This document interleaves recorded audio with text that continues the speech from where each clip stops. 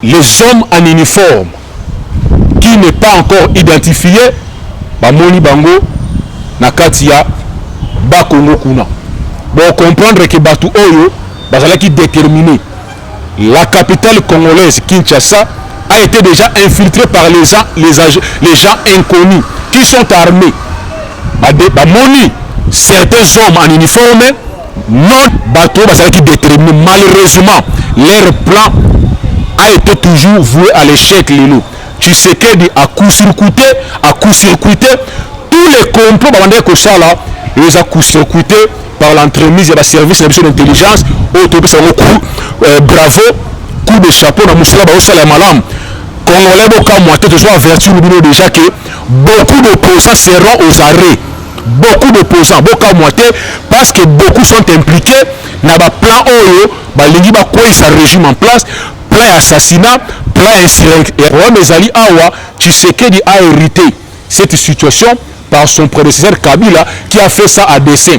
Il y a infiltré Mboka Oyo, il y a Côte Sabarwandé, dans le service d'intelligence, il y a Côte Sabarwandé, dans Katia armée pour le passer la coup d'État contre notre chef d'État. Heureusement, ce plan a été déjoué par nos services d'intelligence. Il y a un moment où Mboka, si vous avez dit si vous avez malamu, soda Oba Kangaye. Azo collaborer avec l'ennemi, il sera sévèrement puni. Que tu sois général, que tu sois que tu sois opposant, sois allés impliqués dans la complicité contre notre pays, vous serez arrêtés. Bonjour ou bonsoir, ça dépend l'heure à laquelle Bolanda Magazine Nabiso Yokabaz, à travers notre chaîne La Voix Céleste, Isali Wabino Molobeli, le sénateur Marcel, où Naeto Mekampe ko partager où Italie ba information en Mboka Nabiso parce que l'amour du Congo nous dévore. Au sommaire de notre mission, Tourlobela d'abord sur l'arrestation de Yamon Mboka Frank Diongo, qui arrêté récemment ici par nos services il y a des MIAP. Tourlobela lisusu adresse Oyo Kabila à lobby à Koloba na ba Congolais après kokuta na ba Oyezalaki bureau na politique na kati ya Kingakati. Il a jugé bon à s'adresser na peuple congolais. Donc on a sur rapport au Nations Unies au Bimisa concernant agression rwandaise na kati ya mboka na biso. Donc on a une situation à partie est na biso où ils allaient en proie toujours à insécurité, il y a badongolo miso, il y a M23, na ba militaire, il y a RDF, il y a Rwanda. Et puis on a souvent le dernier sujet na biso désistement, il y a mon mboka Fayulu ou à lobby qui a participé à l'élection yé na ba député na yé ba ko postuler pour ba échéance ya ba élection oyo ezali koya.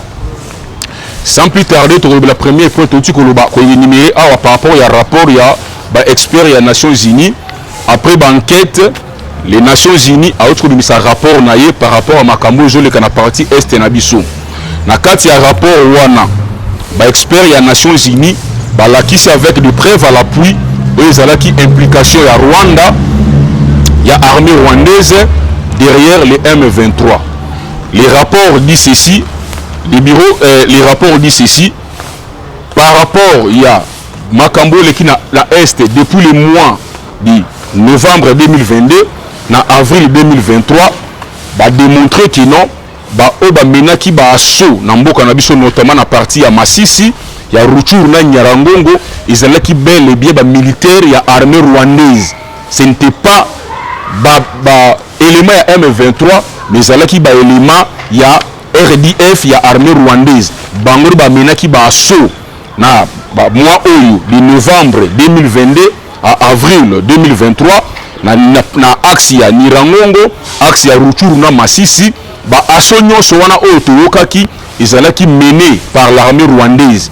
L'armée rwandaise ndeba menaki baso wana pona ko endeyer encore la population à partie est et en mboka na biso selon les rapports.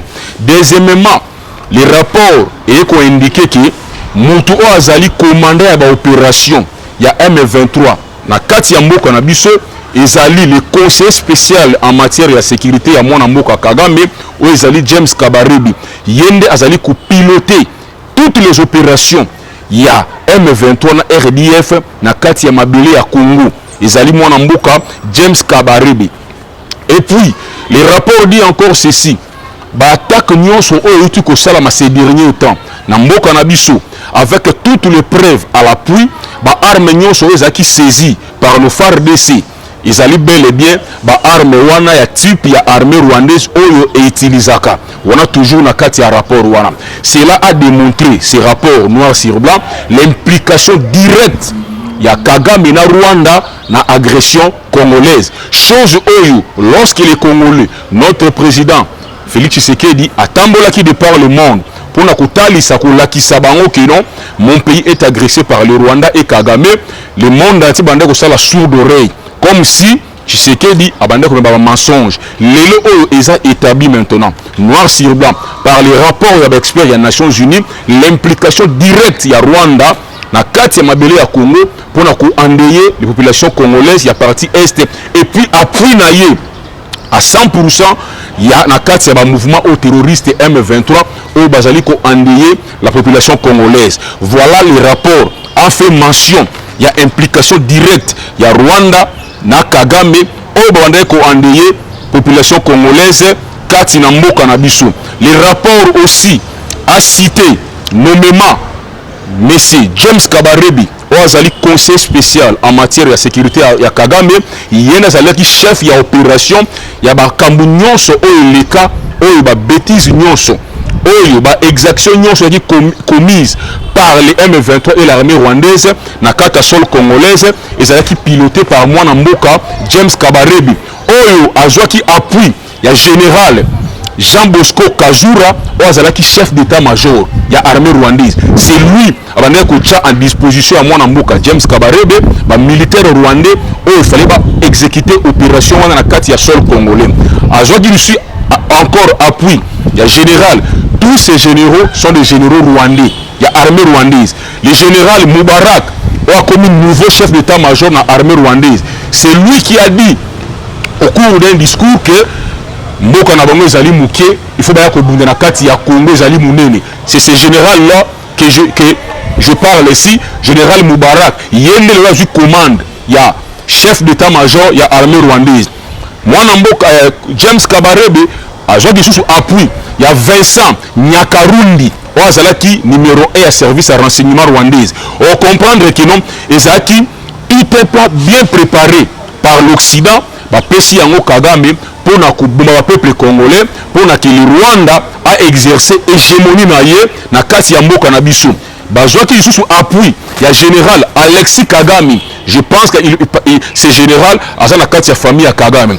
Vous comprenez que tous ces quatre généraux bon bah on a prêté main forte na chef de l'opération James Kabarebe pour commettre ba exaction ba tuerie na kati ya partie est ya mboka na biso. On comprend que l'implication en Rwanda ezali lelo avérée par les experts des Nations Unies, bien que les Congo tout on a ko décrier yango ba pensati que no Congo a osala ozali ba allégation moko gratuite contre Rwanda et contre Kagame. Lelo s'est prouvé noir sur blanc par les experts ya ONU que le Rwanda est impliqué directement na kati ya ba mort oyo ezali de trop na kati ya partie est na biso. Malheureusement ces rapports là de là maintenant suite à rapport Rwanda. Après avoir établi noir sur blanc que c'est Kagame qui endeuille la population congolaise dans la partie est, il faudra maintenant que les sanctions puissent suivre. Malheureusement, notre chef de l'État, Nakati a 45e sommet, 43e sommet des Nations Unies, il avait dit ça tout haut par rapport à un autre rapport qui établi par la MONUSCO dans notre pays. Malheureusement, les sanctions et l'anda quitté contre Kagame et contre les terroristes M23. Moi, je pense que ces rapports-là, pour nous, posent un sens, il faudra que les sanctions et l'anda contre M. Kagame et contre tous ces terroristes au Bazako endeuillé, population congolaise, dans la partie est et en Mboka Nabiso. Kagame pensait qu'il est malin. Voilà pourquoi Kagame, lorsque notre chef de l'État a eu pouvoir Nakata Mboka Nabiso, par sa diplomatie, il a voulu faire comprendre à nos pays voisins que nous avons tout intérêt à vivre ensemble en paix parce que nos frontières et les frontières moko à vie. Nos populations sont appelées à vivre ensemble à vie. Voilà pourquoi cette démarche que notre chef a voulu faire comprendre à Kagame, Kagame a pensé que notre chef était naïf. Il y a notre chef que non, nous avons les militaires congolais, de quel militaire que Kagame faisait allusion? Bah militaire il y a M23 au Basaki cantonné na kati ya Rwanda. Il a dit à notre chef que nous avons 12 militaires, il y a armée congolaise na kati ya mboka nangai, il faut rapatrier bango na kati ya mboka na yo. Donc 5000, il faut intégrer la garde républicaine. Voilà le complot. Lorsque l'ancien président alobaki na kati ya ya Sadek que non na Keite à bientôt, il faisait allusion à tous ces complots. Parce que le complot a été déjà bien préparé. Lorsque Kagame faisait allusion que les 5000 militaires rwandais au Basaki cantonné na Rwanda va intégrer la garde républicaine, parce qu'il savait que dans 2 ans, il y a un politicien qui a Tshisekedi Félix a aussi la pouvoir, a la 2 ans. C'est par rapport aussi à ces plans-là. Parce que le plan a été bien préparé à tous les niveaux. Dans le niveau, il y a des institutions notamment la Cour constitutionnelle. Dans le niveau de l'armée, il y avait déjà un plan bien élaboré par Kagame pour que notre chef de l'État, Asala Okaka, moins d'un pouvoir avec ma prédécesseur Naye ou Basala qui plan wana. Voilà pourquoi notre président étant malin, il avait renoncé à ces plans-là pour la première fois. Kagame avait compris que non, j'ai affaire réellement à un président qui est mature, j'ai affaire à un président Oyayebi Makambazo Sala. Le chef avait renoncé à ses plans. Voilà pourquoi le conflit a commencé là-bas. Kagame a compris que non, à juste ce piège où il avait tendu à notre chef de l'État, le chef de l'État avait déjoué ces plans-là. Voilà aujourd'hui, face à cela, notre chef de l'État, à la recherche toujours de la solution en Bokanabiso, il a sillonné toutes les capitales occidentaux pour la Kimi na Katambo Kanabiso. Malheureusement, les impérialistes, c'est eux qui sont promoteurs et plan au Kagame a porteur Lelo, ça qui sourd d'oreille, pour répondre favorablement aux gens qui demandent à notre chef de l'État, il y a quoi aider Bokanabiso. Aujourd'hui, le chef a décidé maintenant il y a remuer la relation avec la Chine, à la partenaire économique dans le monde entier. Cela maintenant a compliqué encore beaucoup de cartes impérialistes, notamment les Français, les Occidentaux, les Américains et les autres. Voilà pourquoi le comme jouer le tout pour le tout, na Kagame pour mettre fin au régime Yamouanamboka Félix Tshisekedi. Notre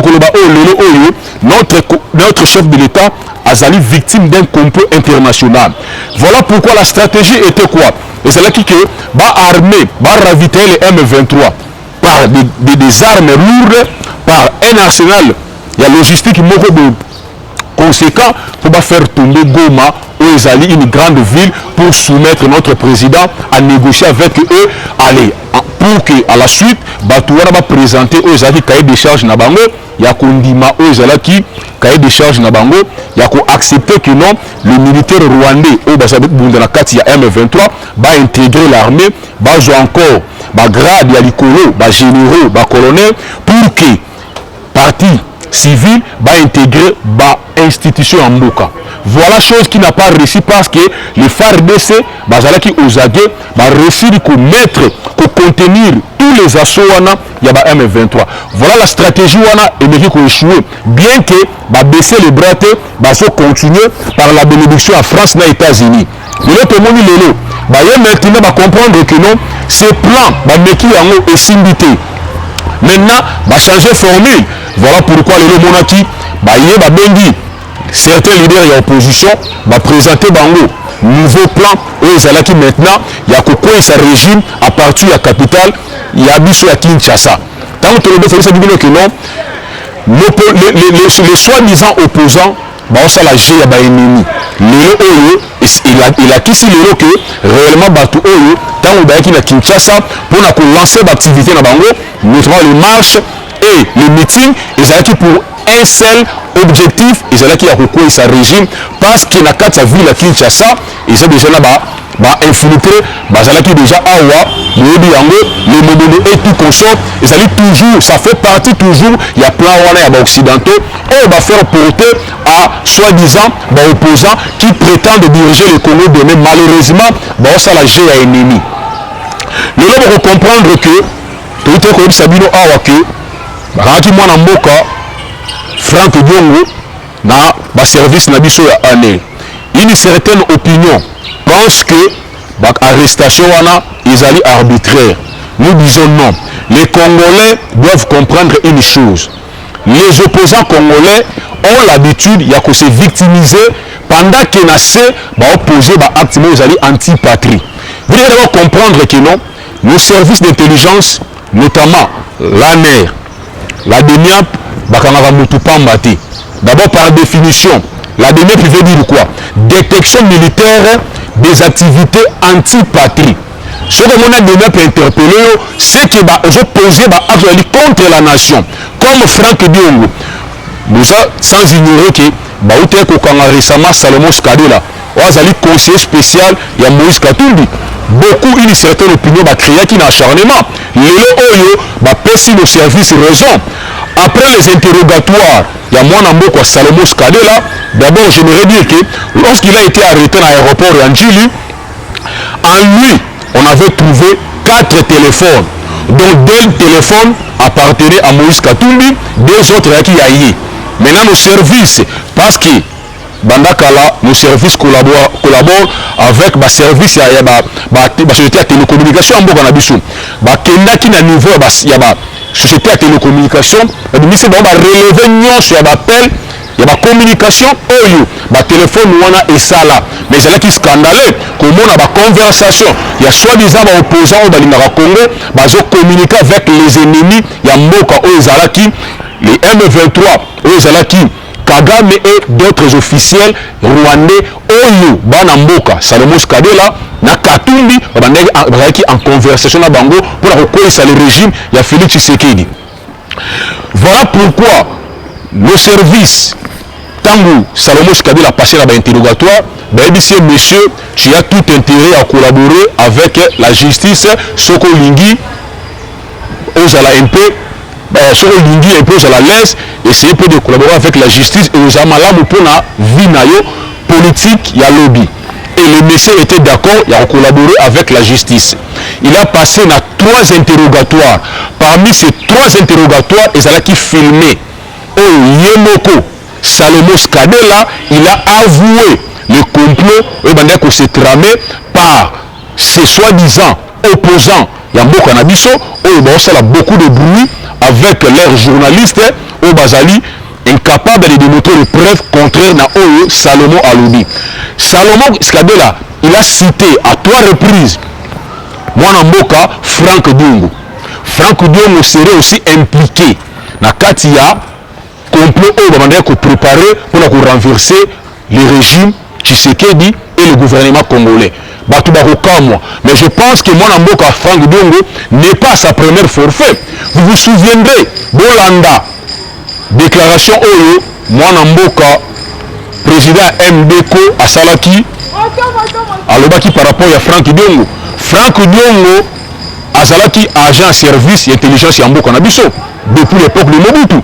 D'ailleurs, ceux qui ayaki na Pembe de rappel Tshisekedi, ayaki pour une seule mission, Yako infiltrer l'opposition. Donc Franck Diongo faisait le jeu déjà, il y a le pouvoir le Kanambo Kanabiso, il n'est pas opposant. Il a toujours été à côté de l'ennemi en Bokanabiso.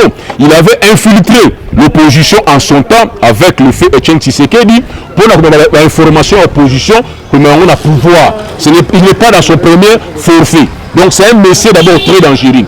Lorsqu'il a été appréhendé par nos services d'abord, Bakutaki, arme moko na kata mutu kanaye. Le problème à armes, ils ont posé problème parce que le monsieur détenait tous les documents où ils ont payé droit à côté de la Munduki. Le problème est à Munduki. D'abord, les gens doivent comprendre que Tindela Franck Diongo 3 invitations à ce qu'il répondre na dernière pour entendre rien. Alors, lorsque même la procédure normale, la justice civile, il y a 3 fois invitation, ce qu'on répondre le mandat ya comparution au Bakoyako Kangayo. C'est ce qui a été fait, procédure à Franck Diongo, et c'est une procédure normale. Parce que les messieurs, nos services, il y a des miapes, il y a 3 fois invitation à répondre à ti. Yango wana bakangakiye, auteki matanga, nakati ya 51. Nakati ya mutu kana ocholo ba awa, bakutaki arme. Mais l'arme ne pose pas problème parce qu'il y a des documents ou des par l'État congolais pour na atambula na arme. mais chose bazo reprocher na mwana mboka Franck Diongo, il serait responsable d'une cellule stratégique au monter qui na kati ya Kinshasa pour na kokwesa régime par coup d'état ou par le renversement ya pouvoir ou par assassiner un chef de l'état. Donc c'est lui, Franck Diongo, qui serait le numéro 1 ya cellule wana stratégique. Cette cellule, tant qu'on va monter yango, il fallait pas pesa yango na mwana mboka Francis Kalombo. Mais ils ont estimé que Francis Kalombo azali proche ya ba musicien, azali muto mesala ko ba mingi, elingaki ko simbate. Et on va proposer qui mwana mboka Franck Diongo. Allez-y comprendre aujourd'hui les gens qui défendent ce monsieur Franck Diongo. Lui qui prétend être tshisekidiste, mais lelo Franck Diongo andimi ko s'allier na ba ennemi ya mboka pour détruire mboka na biso. Voilà aujourd'hui na kata cellule wana stratégique oyo ezaki piloté par mwana mboka Franck Diongo, il y a des généraux en fonction baza impliqués na kati wana, il y a des colonels qui sont na kati wana, il y a aussi certains prêtres catholiques baza na kati wana. Yango toyebisaki bino awa ke l'église catholique joue les jeux ya ba ennemi ya mboka oyo banda très longtemps. Lelo eza établi noir sur blanc. Cette cellule-là, il y a certains prêtres qui sont aussi dans la cellule wana, on va mettre en place par les impérialistes pour na Félix Tshisekedi, pour renverser le régime Tshisekedi, parce que le régime Tshisekedi, ils ont défendre rien que l'intérêt à Congolais. Voilà pourquoi on a dit Sakabino que ces opposants, mais lelo aussi nos services d'intelligence et bandits comme on a bango pe na mususu yango mo nyabisa kibino kino après la messe noire au salamaki na kata Lubumbashi na Katanga, voilà ba résolution o ezaki prise na kati ya ba messe noire wana ezalaki ya ko renverser Tshisekedi na pouvoir na ye par la voie ya insurrection, par la voie ya coup d'état, par la voie assassinat. Yango lelo bimi tant que le ezali messe noire, beaucoup de Congolais bandima ki bisoté yango lelo bimi. Voilà bateau bazali porteur ya plan wana ezali ba opposant congolais lelo oyo biso UDPS to bunda pendant 37 ans to sikala ko mona te Tshisekedi le père to mona Félix Tshisekedi basimba minduki, mais tous ces opposants détiennent des armes à feu avec eux. Jouer pour quelle intention? Est-ce que bayaka dans une marche, bayaka dans un meeting avec les armes à feu? Posez-vous des questions. Au moins il y a sous des liens avec le régime passé. On vient d'arrêter aussi les colonels qui commis à la garde de l'ancien président, notamment le colonel Yous. Il est aussi arrêté parce que ces messieurs aussi seraient impliqués dans le complot. Bon, on comprend que le complot va associer tous les soi-disant opposés à Congo parce que les impérialistes vont comprendre que non, Tshisekedi ne fait que défendre l'intérêt à Congo au détriment de l'intérêt à Bango. Voilà, Lelo a commis bête noire, il faut exécuter, il faut mettre fin à Tshisekedi parce que s'il continue, Bambo Kolabozo a frappé la crise Mokoboye Yamakasi. Voilà aujourd'hui. Et vous êtes aussi sans ignorer, avant-hier, nos services d'intelligence, Kitaki, Nandaku Yamwana Mboka, Dunia Kilanga, Ouazali secrétaire ya PPRD. Vous comprenez? Kitaki Kuna, pour passer la perquisition. Vous vous souvenez encore? Tout le monde qui Shadari Namboka Alobaki, ceux qui va toucher, va paralyser Mboka Oyo. Langage toujours ils ont na kati ba étude ya ba service na biso ba banda ko landela bango malembe o ba banda ko ba makambo o ba banda ko préparer na si yango lelo makambo wana bimina polele par l'intelligence et la sagesse ba service na biso lelo o na bisa kabino à chaque fois la mère la demiap ba interpeller ka mutu pamba te na auto pesa bino par définition détection militaire des activités anti-patrie. Voilà que la DENIAP a 4 prérogatives na ye ya ko kanga mwana mboka Franck Diongo parce que l'activité bali ko ça contre la nation. Ya ko créer coup d'état, ya ko créer insurrection na kata mboka et ces gens pareils to ko benga bango baba congolais. Par rapport au rapport nationaux moi si ma rapport et Chorobima awa tout le monde tant le bara awa que non l'ensemble à Moïse Katumbi sont porteurs et porteurs d'un plein Bamindele, parce que c'est lui le monsieur qu'il s'agit. Soriano Nissim alias Katumbi, ou Azali du reste étranger qui n'est pas congolais, mais il tient toujours à dire le peuple congolais, parce qu'il porteur, il y a un plan macabre pour déstabiliser l'institution en Mboka Nabiso. Tout le monde bureau politique na bango, notamment moi Mboka, ou Azalaki ancien président de l'Assemblée nationale, Olivier Kamitatu, où il y a commis un porteur, il y a Malette, il y a Moïse Katumbi, et le monsieur, maître avocat na bango, Onyemba, Bania yango que le Rwanda n'a jamais envoyé même un militaire sur le sol congolais. Au cours des émissions télévisées, les images sont là. Boya yango balobi que c'est une manœuvre, il y a un service de renseignement. Remettre même en cause les rapports de service nabiso, lesquels services au bango sont mis président et l'autre travailler dans service wana. Mais tout le monde yango, les porteurs de mallettes, il y a Moïse Katumbi, Olivier Kamitatu et Laurent Onyemba, entre guillemets avocat de surcroît, nier l'implication à Kagame na Rwanda na agression ya mboka nabiso. Les rapports il y a Nations Unies et confondre bango. L'autre tant que ça rabino que Moïse Moutali parrain na ese Kagame ils a établi noir sur blanc les rapports il y a Nations Unies et établir la responsabilité à Kagame na Rwanda qui bangonde ba soutenaka les M23 bangonde baza ko agresser Congo avec leurs militaires au bakitaka sur le terrain. Que dirons-nous maintenant pour ces gens qui prétendent diriger notre pays demain, Moïse Katumbi et ses compagnons? L'ensemble pour le changement, il y a Moïse Katumbi, Nanou Bakondana Kagame, Nanou Bakondana Rwanda. L'occasion maintenant est Pessameli Bangololo, à travers ces rapports, il y a Nations Unies, Bazwa courage, Moïse Katumbi et ses poulets, va condamner Kagame, va condamner agression rwandaise, na kata mboka oyo, bazo prétendait qu'on dirigeait le lobby. Voilà la honte maintenant. Tant que tu as les Congolais, tu as la chose député. Cette fois-ci, le Congo ne sera plus dirigé par les étrangers. Ce qui lobby, on a été lâche. Cette fois-ci, Congolais font la mission. Les Congo entre les mains des Congolais, comme moi Mboka Félix Tshisekedi, le monde comment à sa victime il y a complot international à cause du patriotisme à cause de bolingo oyo azanango pour Mboka na biso. Il a refusé il a cédé aux alliés d'intérêt en Mboka na biso impérialiste.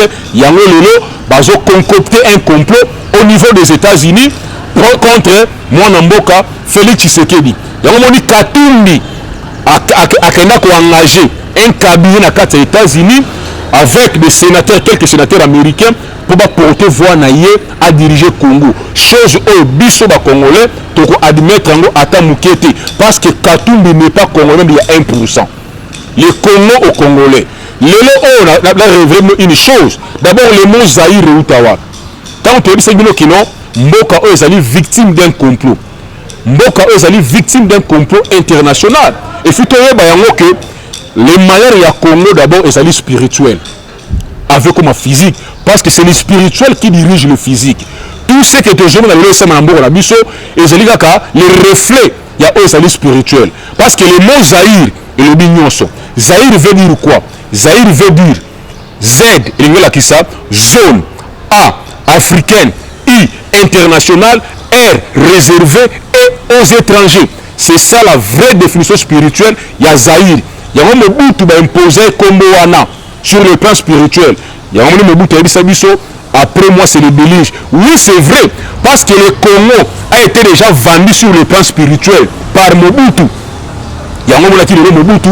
Même un historien, Azali Congolais, Azana Porto na Belgique, a lobé la Syrie d'origine togolaise ya Mobutu.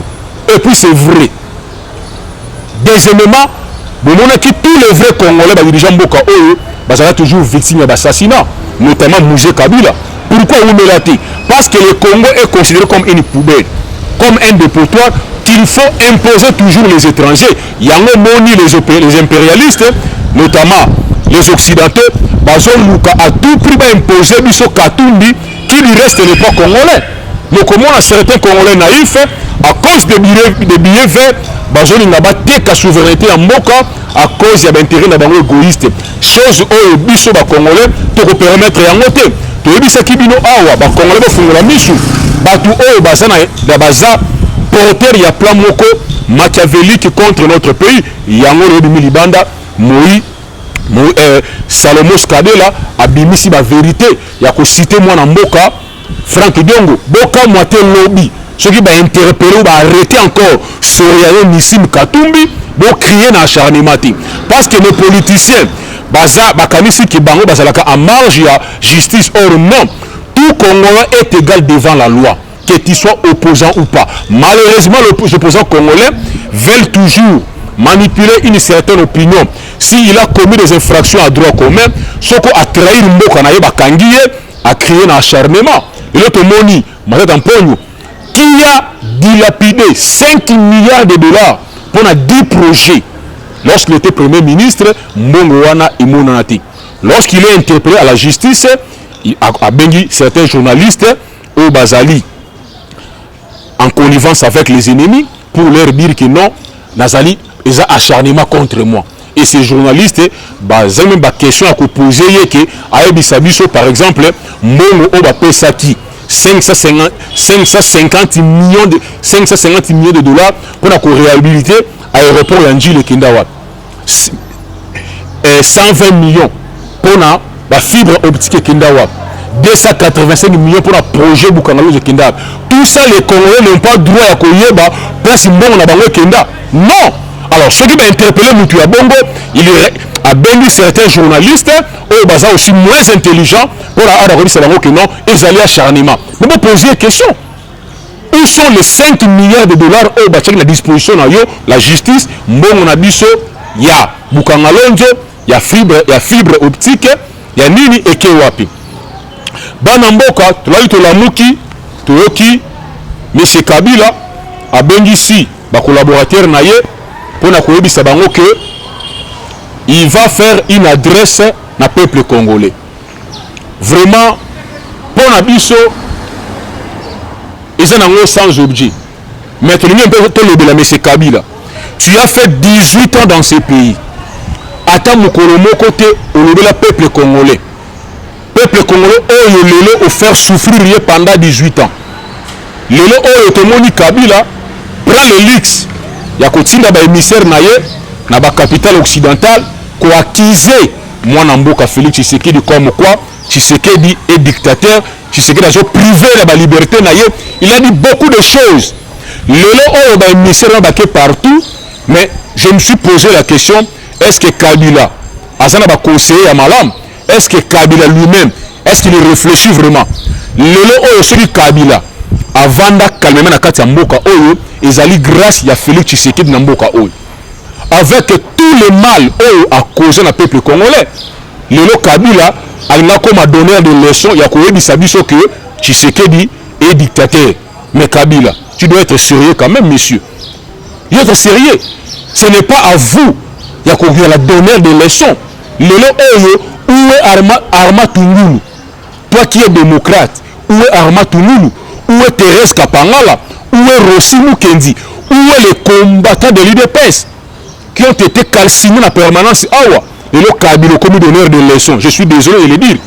Parce que tu es devant une certaine opinion inconsciente au Bajo Landayo. Moi, je pense que ce n'est pas à vous de faire de telles déclarations. Parce que le son venu dans Mboka calmement, c'est grâce à Tshisekedi. Et c'était difficile. Na biso peuple congolais, ton limayo. Mais ça a dit grâce, il y a Félix Tshisekedi. Oh, le peuple congolais d'ailleurs n'a bandeli, a inaki Félix Tshisekedi. Il y a qu'on dit qu'on protéger yo. Mais lelo oyo, au bois qui so inasani oyo le sakayo. Alors assumez-vous maintenant.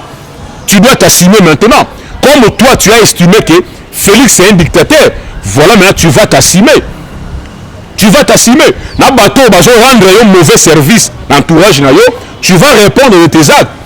Lelo oyo Tshisekedi a voulu quand même qu'on valorise quand même au Salamaki remise et reprise au Salamaki Namboka Nabiso. Il a voulu quand même qu'on honorer quand même que na Congo il y a des anciens présidents. Mais le Kabila, quand tu étais hypocrite, na c'est aujourd'hui malheur à Félix Tshisekedi. tu envoies tes émissaires dans la capitale occidentale, dans l'Afrique du Sud, dans la SADC, pour leur dire que non, bah, pour recadrer Félix Tshisekedi. Qui es-tu, Kabila? Qui es-tu? Tu n'es qu'un simple citoyen congolais. Tu n'es qu'un simple, un simple sénateur à vie, M. Kabila. Mais de quel droit tu te permets contre un pouvoir établi par le peuple congolais? Et maintenant, comme tu as cherché la guerre, tu en auras la guerre. Tu vas répondre dans l'acte nyoso oyo au comité lorsque tu es président. Lelo oyo, on a tout le monde a force commune dans Maluku. Des milliers de Congolais va koufa na force commune. Les combattants à IDPS baza porté disparu dans le moment où tu es là. Les combattants à IDPS baza calciné dans la permanence. Arma Touloulou a la victime de la démocratie. Thérèse Kapangala, victime de la démocratie. Rossumou Kendi, victime de la démocratie. Yebisanga y marche ni lié moni. Depuis que Félix est au pouvoir, il se sauvé dans mort. Yebisanga, quel est ce journaliste Azali arrêté par ses opinions politiques?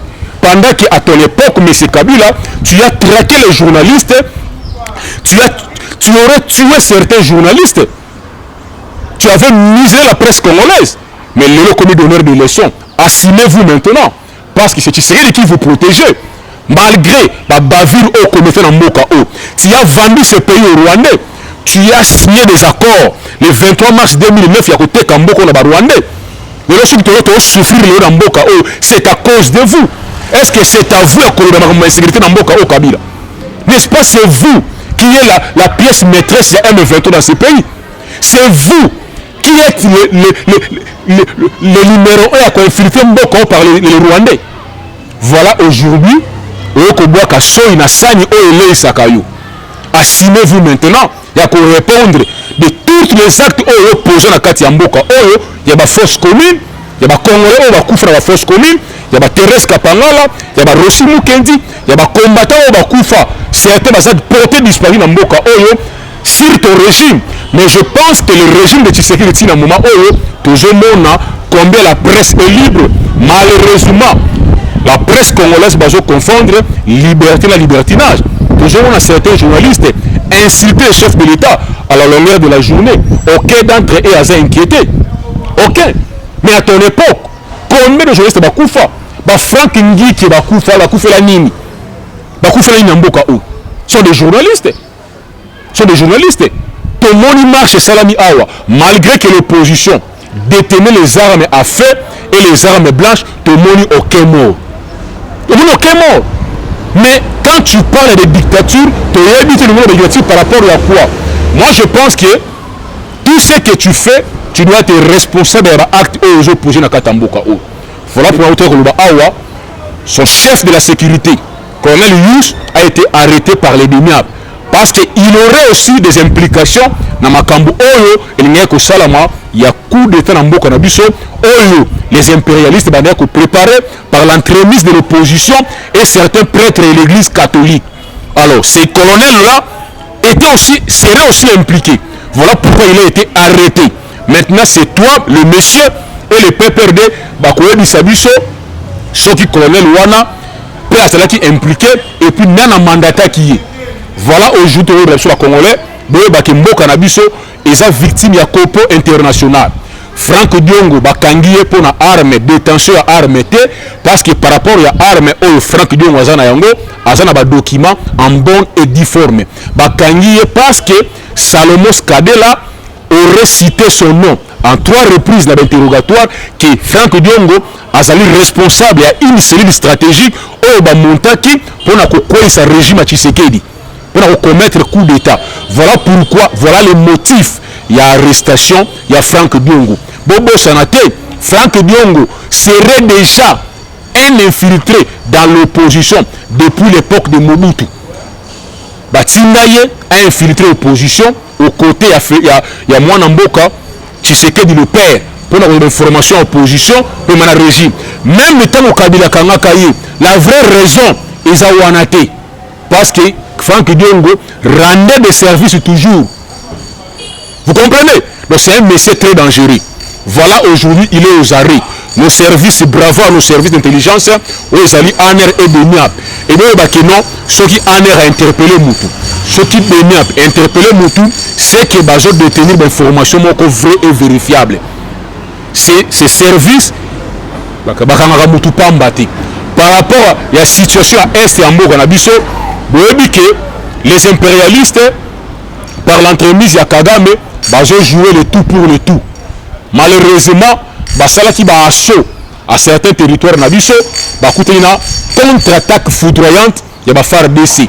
Nos FARDC ont récupéré 7 territoires entre le mai à M23 na RDF armée rwandaise. Nos FARDC bravo ba utuko beta la M23 ba utuko beta unité spéciale ya Rwanda ba botoli bango 7 territoires au ba ko occupé. Bravo aussi à nos forces d'autodéfense ya Wazalendo oyo bango bauti kobeta M23 na Kiliruro babotoli bango Kiliruro coup de chapeau na ba force na biso oyo baza sur terrain oyo s'est décidé cette fois-ci de mettre en déroute le Rwanda et son armée kata mboka na biso yango boyokaki notre chef d'état-major le général Chiwewe na adresse na ye na causerie morale na ba militaire il a été clair cette fois-ci to longwe na option défensive to komi na option offensive parce que depuis guerre oyo bandaki 4 ans d'Iran le FARDC bazalaki toujours à la défensive parce que baza ba respectueux ya ba corps na ba principe. Aujourd'hui maintenant le FARDC bazu option mususu comme le chef l'avait dit na kati ya Suisse que la patience a ses limites. Cette fois-ci maintenant déclaration wana pour initier dans service il y a renseignement il y a militaire que langage wana ezali déclaration de guerre contre le Rwanda. Na yebisa kibino que Tshisekedi avait pris son mal en patience, il a accepté tout qu'il pouvait accepter à intérêt à Koluka Kimia. Cette fois-ci, le Congo est déterminé maintenant d'aller en guerre contre le Rwanda. Parce que Tshisekedi déjà, il a épuisé toutes les options diplomatiques.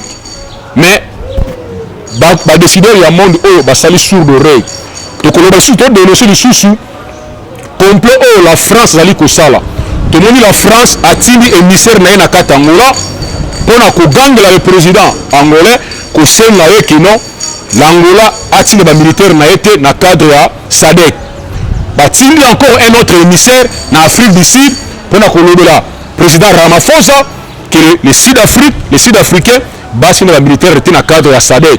Bon comprendre que les impérialistes basa na perte à vitesse parce que déjà Tshisekedi d'abandaki yango tant a tchaki déjà aiko décréter état de siège aiko kanga mwanga chuchu azaki principal fournisseur la minerai congolais na impérialiste tout ça impérialiste digérer ki yango mabe. Voilà pourquoi les baso multiplier ba complot na niveau ba États-Unis partout pour na koluka toujours ko déstabiliser Congo pour na ko détruire Congo mais tolobi était mboka oh malheureusement sur le plan spirituel déjà le Congo déjà a vaincu Tshisekedi avait déjà vaincu parce que il avait dédié ce pays entre les mains de Dieu parce que le combat d'abord était spirituel dès lors que sur le plan spirituel Tshisekedi les avait vaincus oh etikali et ça dit c'est reflet de spirituel yango moni malgré toutes les manœuvres impérialistes les Américains ils ont toujours soldé à l'échec parce que le Congo avait déjà vaincu sur le plan spirituel. Voilà pourquoi tu as Sabino Lolo que la France joue le tout pour le tout. Les États-Unis jouent le tout pour le tout. Malheureusement, toutes les manœuvres ils ont déjà dévoilé. Tu as reçu Mwana Mboka Moïse Katumbi alias Soriano Nissim, il est toujours à la manœuvre, il y a plan de PCI. Il tenterait de corrompre 40 agents. Il y a CENI pour discréditer l'élection aux alliés qui se pointaient à l'horizon en décembre. Ils ont fait ça à dessein pour que ces agents, tant que corrompus, se retirer dans CENI pour nous jeter ba discrédit na CENI. Voilà tout ce qui dit que non CENI wana eza malamu te. Malheureusement certains de ces agents ont dénoncé cela. Voilà les ennemis en Mboka Oyo Soriano Nissim alias Katumbi qui qui n'est pas congolais, mais qui veut semer les troubles par la bénédiction, maître impérialiste, les Français et les Américains, ils veulent semer les troubles et les chaos dans notre pays. Nous disons non. Plan non, ce bazo ça là, ils ont toujours étalé la grand public parce que nous avons aligné Moka Oyo. Et Batiki Wanate, tout le monde est sous. Les hommes en uniforme qui n'est pas encore identifié, Moni Bango, Nakatia, Bakongo Kuna. Bon, comprendre que Batu Oyo, qui déterminé. La capitale congolaise, Kinshasa, a été déjà infiltrée par les gens inconnus qui sont armés. Moni, certains hommes en uniforme non identifiés, Nakatia, Bakongo. Qui déterminé. Malheureusement, leur plan a été toujours voué à l'échec. Tshisekedi a court-circuité, tous les complots les a court-circuité par l'entremise de la service d'intelligence. Bravo, coup de chapeau dans Moussala Baosala Malam. Congolais Boka Moité, tu sois averti déjà que beaucoup d'opposants seront aux arrêts. Beaucoup d'opposants, Boka Moité, parce que beaucoup sont impliqués dans le plan Oyo, quoi ça régime en place, plan assassinat, plan insurrection à Katambo Kanabiso. Beaucoup d'opposants, vous allez arrêter. Ceux qui vont arrêter, vont créer un acharnement. Ils allaient acharnement, mais sont des gens très méchants. Au Balinimbo Kanabiso, au Balingi toujours Banamboka, va continuer à Koufa pour avoir intérêt dans Bango. Il y a toujours 5 Congolais, Fungola Missou. Moi certains marionnettes au bazon dans l'étranger, si quelques Congolais ont fléchi, vous devez savoir qu'il y a encore des millions de Congolais qui sont debout au fléchir même devant l'argent. Nous serons toujours debout pour défendre notre patrie. Parce que la patrie, c'est le premier héritage au Nzambe à Pesana Muturakata Mukili. Il faut te défendre ma bili. Problème des Ali Awa, Tshisekedi a hérité cette situation par son prédécesseur Kabila qui a fait ça à dessein.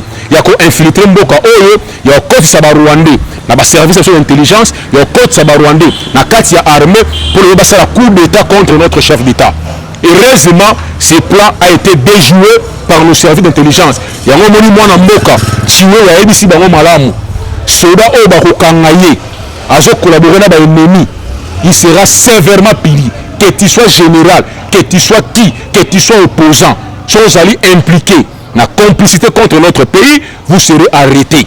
Yango to yebisaki bino mwandambu otunga to partager bino yango wana boyeba que le Congo appartient aux Congolais. Aucun étranger peut permettre le sous soit diriger Mboka Oyo.